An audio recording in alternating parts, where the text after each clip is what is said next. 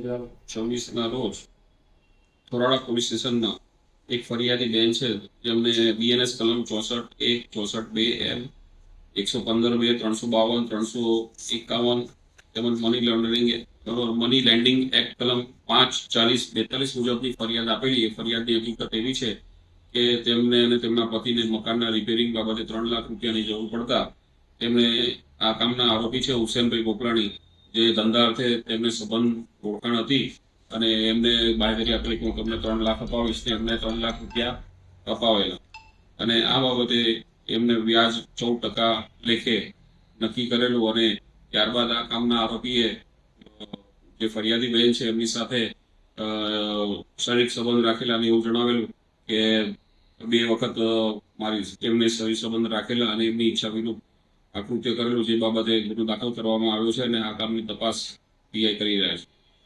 Sir કેટલા સમય પહેલા પૈસા લેવામાં આવ્યા હતા અને 4 મહિના પહેલા પૈસા લેવામાં આવેલા હતા અને બનાવ 1/4/2024 થી 10/8 હાલની તારીખ સુધીનો છે. 10 તારીખ સુધી આરોપીનો કોઈ ગુનાહિત ઇતિહાસ.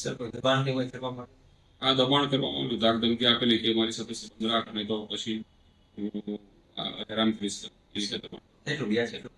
14% વાર્ષિક 14%.